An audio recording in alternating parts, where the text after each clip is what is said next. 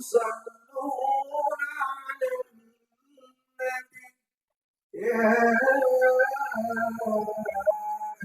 الذين آمنوا صلوا عليه وسلموا تسليما.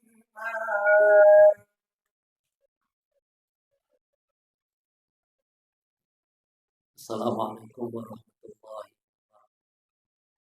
Alhamdulillahilladzi amarna bittaqwa wal istiqamah wa hadana ila sabili sa'adah.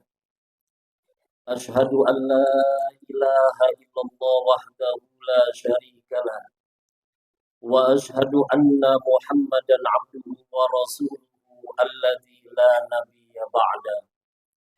Allahumma salli wa sallim ala sayyidina Muhammadin wa ala alihi wa ashabihi wa man wala. Amma ba'du fa ya ibadallah, usikum wa iyaya nafsi bitaqwallah wa ta'atihi la'allakum tuflihun. Wa qala Allah ta'ala fil Qur'anil Karim, a'udzu billahi minasy syaithanir rajim. Innal ladzina yatluna kitaballah wa aqamus shalah wa anfaqu mimma razaqnahum sirran wa alaniyah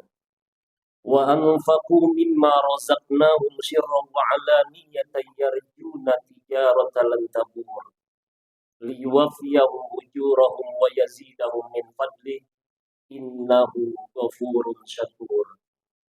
Sadaqallahul azim. Ma'asyiral muslimin, jamaah salat Jumat Masjid Jami Al-Makmur yang berbahagia. Alhamdulillah, tentunya kita bersyukur kepada Allah Subhanahu wa ta'ala. Di hari yang mulia, di bulan yang mulia, Allah Subhanahu wa ta'ala masih memberikan kesempatan kepada kita semua untuk melaksanakan ketaatan dan ibadah kepada Allah Subhanahu wa ta'ala. Yang tentu kita berharap mudah-mudahan ibadah yang kita lakukan semuanya diterima oleh Allah Subhanahu wa ta'ala.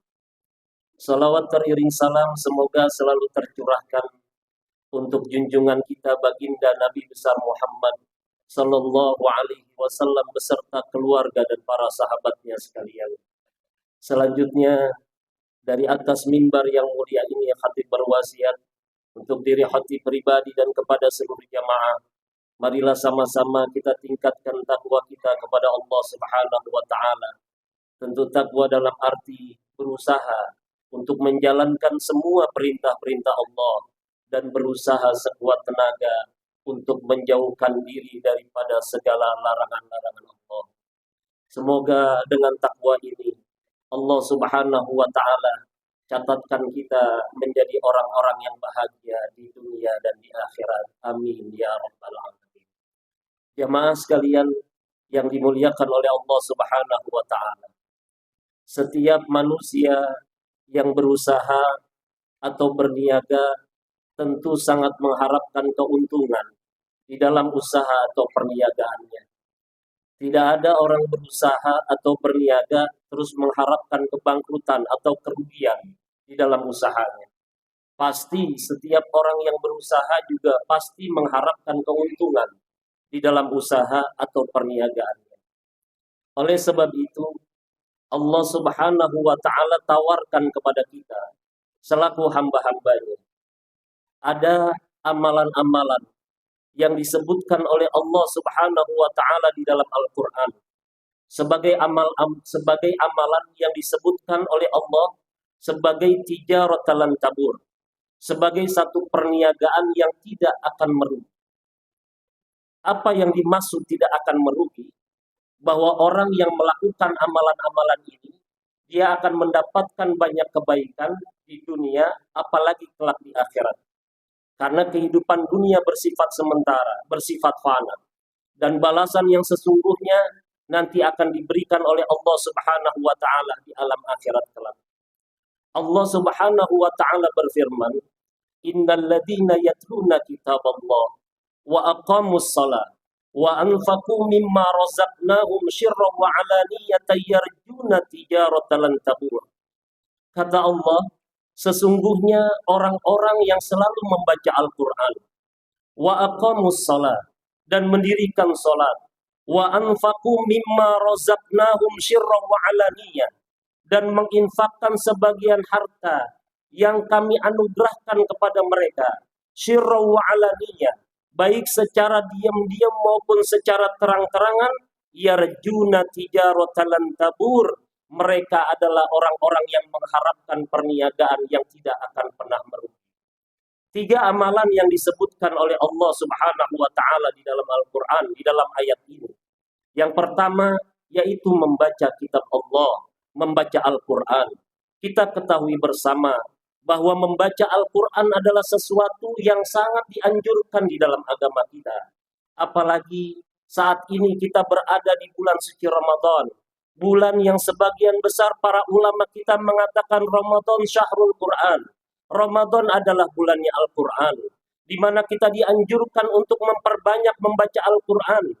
Oleh sebab itu, pada saat ini adalah kiranya di antara kita atau semua dari kita untuk bisa meluangkan waktu demi bisa membaca kitab Allah, membaca Al-Quran, membaca kitab suci kita. Dijanjikan oleh Nabi kita yang mulia, Nabi Yuna Muhammad Sallallahu Alaihi Wasallam, dalam satu hadis yang masyhur, yang sudah sering kita dengar, disampaikan oleh guru-guru kita. Nabi Sallallahu Alaihi Wasallam bersabda, siapa orang yang membaca satu huruf daripada Al-Quran, kata Rasulullah, man qara'a harfan min kitabillah falahu hasanatun, maka dia akan mendapatkan satu kebaikan dari Allah Subhanahu wa taala. Wal hasanatu bi asyri amsalihha, dan satu kebaikan itu dilipat gandakan oleh Allah Subhanahu wa taala menjadi 10 kebaikan. Aku tidak katakan, kata Rasulullah, alif lam mim satu huruf, akan tetapi alif satu huruf, lam satu huruf, mim satu huruf, kata junjungan kita baginda Nabi besar Muhammad sallallahu alaihi wasallam. Jamaah sekalian yang dimuliakan oleh Allah Subhanahu wa taala, mungkin kita merasa sulit untuk bisa melakukan ratusan kebaikan setiap harinya demi mendapatkan balasan kebaikan dari Allah Subhanahu wa taala. Tetapi dengan membaca Al-Quran memungkinkan kita untuk mendapatkan ratusan bahkan ribuan kebaikan dari Allah Subhanahu wa taala. Lantaran satu huruf yang kita baca, kita akan mendapatkan atau diganjar dengan 10 kebaikan dari Allah Subhanahu wa taala. Oleh sebab itu, Nabi kita yang mulia Rasulullah Sallallahu Alaihi Wasallam berpesan kepada kita selaku umatnya, aktsiru min tilawatil Quran fi buyutikum, kata Rasulullah, perbanyaklah oleh kalian dari membaca Al-Quran di rumah-rumah kalian. Fa innal baita alladzi la yuqra'u fihi al-Quran yaqillu khairuhu wa yaktsuru syarruhu wa yadiku ahluhu, kata junjungan kita baginda Nabi besar Muhammad.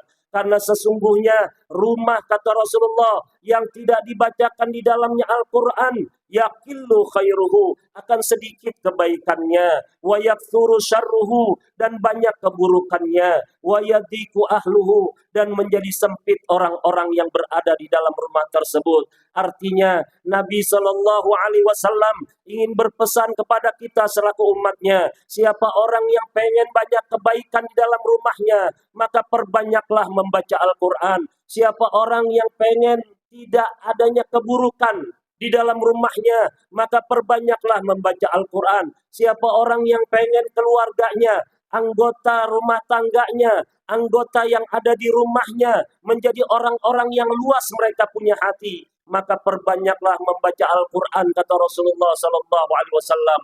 Di dunia, orang yang membaca Al-Quran akan dijanjikan oleh Nabi akan mendapatkan banyak kebaikan dari Allah Subhanahu wa taala. Di akhirat kita ketahui bersama bahwa Nabi Sallallahu Alaihi Wasallam bersabda, Nabi perintahkan, Iqra'ul Quran, bacalah Al-Quran, fa innahu ya'ti yaumal qiyamah syafi'an li ashabih, karena sesungguhnya Al-Quran yang kita baca nanti akan datang pada hari kiamat sebagai penolong buat orang yang membacanya. Di dunia dia akan dapetin kebaikan, di akhirat kelak bahwa Al-Quran yang akan kita baca akan menjadi penolong kita ketika tidak ada lagi pertolongan kecuali dari pertolongannya Allah Subhanahu wa taala. Al-Qur'an akan memberikan syafaat buat orang-orang yang membacanya ketika di kehidupan dunia.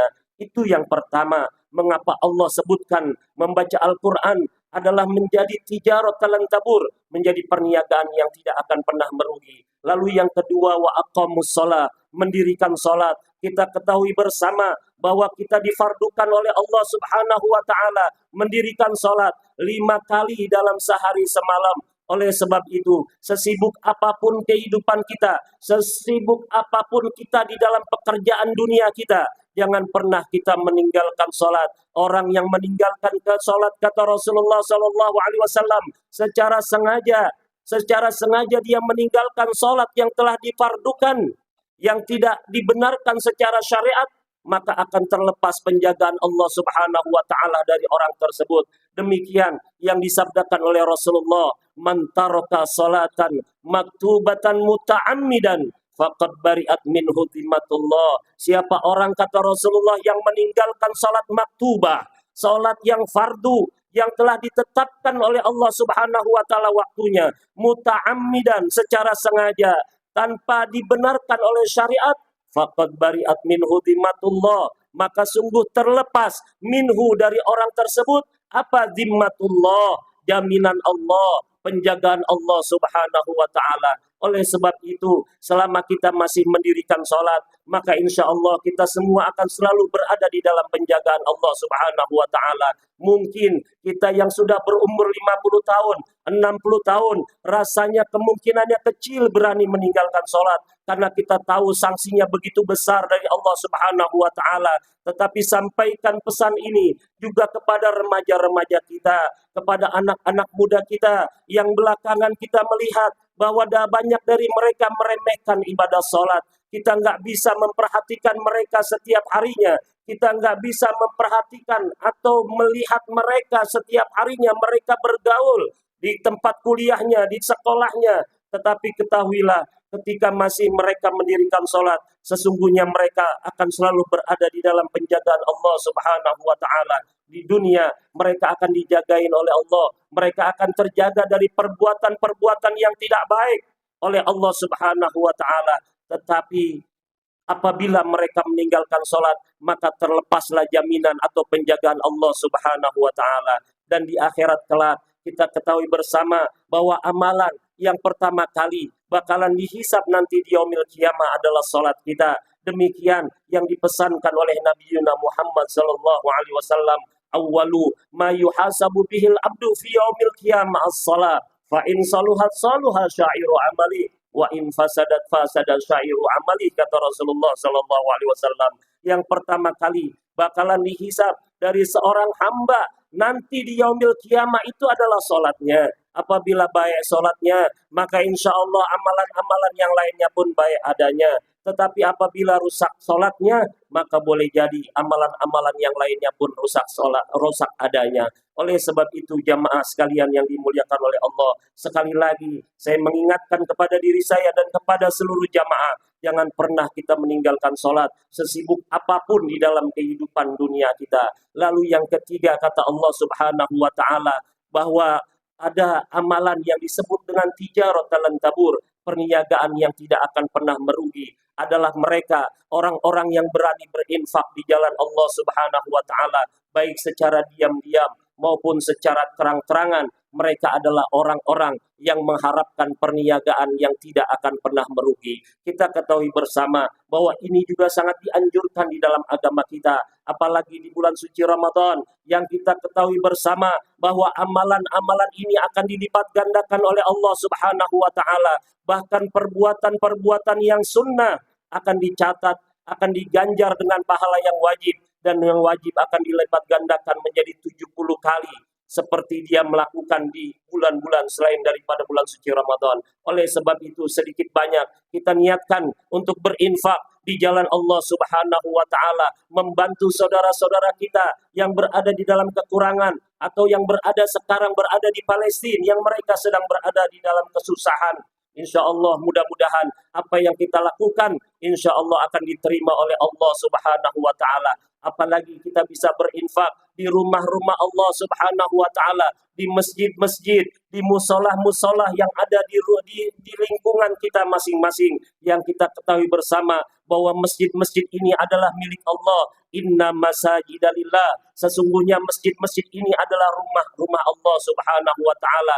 Bahkan di dalam hadits qudsi Allah Subhanahu wa taala berfirman, "Inna buyuti fi ardi al-masajidu," kata Allah Subhanahu wa taala, sesungguhnya rumah-rumahku di atas permukaan bumi ini adalah masjid-masjid. Wa inna zuwari fiha ummaruha, dan sesungguhnya yang memakmurkan, yang mengunjungi pada masjid-masjid, mereka adalah orang-orang yang memakmurkan masjid-masjid.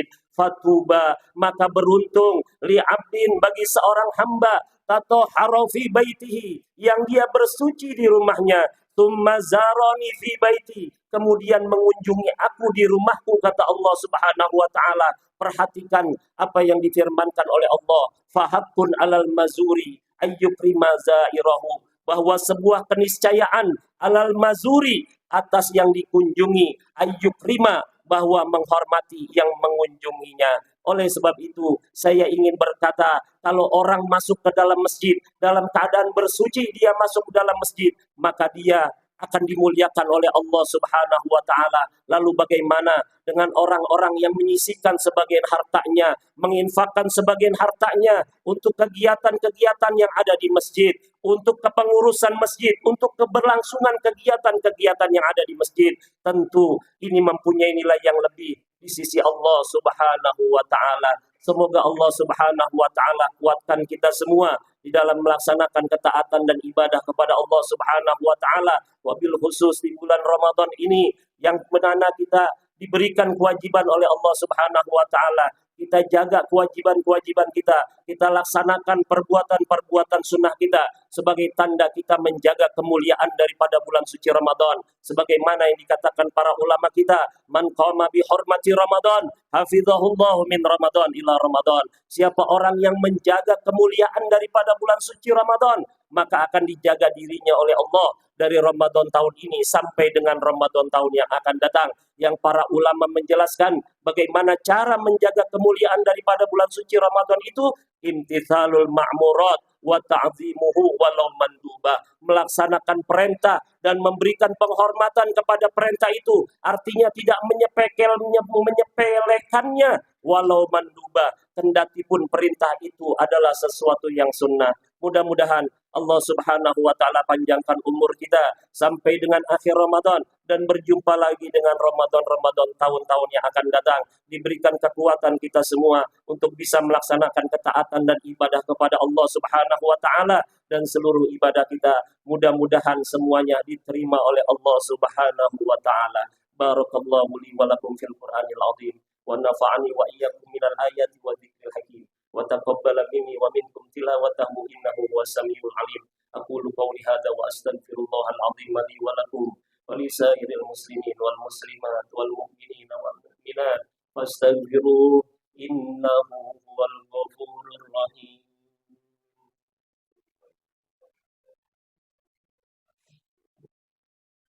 اللهم صل على سيدنا محمد وعلى آل سيدنا محمد.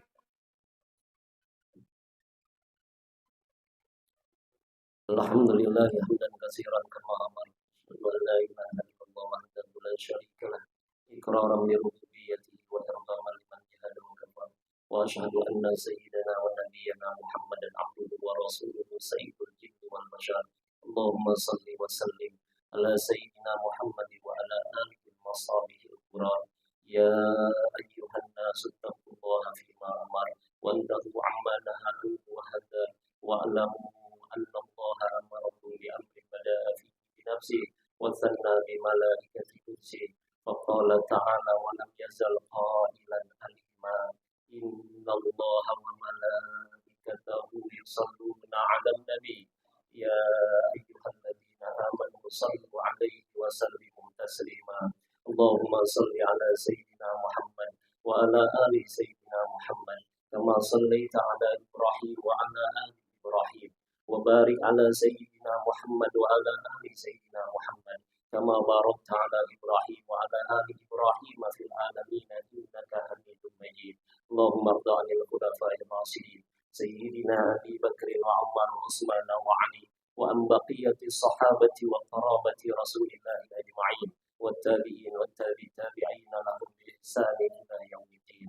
اللهم لا تجعل لأحد منهم في عنقنا ظلاما ونجنا بحبهم من أهوال يوم القيامة.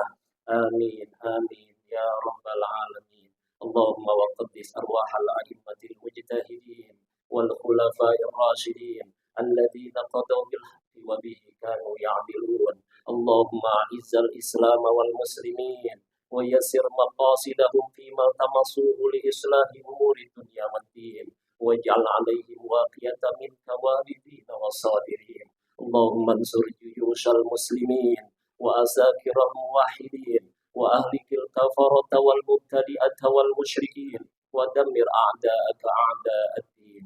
اللهم اغفر للمؤمنين والمؤمنات والمسلمين والمسلمات الأحياء منهم والأموات إنك سميع قريب مجيب الدعوات وقاضي الحاجات. ربنا آتنا في الدنيا حسنة وفي الآخرة حسنة وقنا عذاب النار. عباد الله إن الله يأمر بالعدل والإحسان وإيتاء ذي القربى وينهى عن الفحشاء والمنكر والبغي يعظكم لعلكم تذكرون. فاذكروا الله العظيم يذكركم واشكروه على نعمه يزدكم واسألوه من فضله يؤتكم ولذكر الله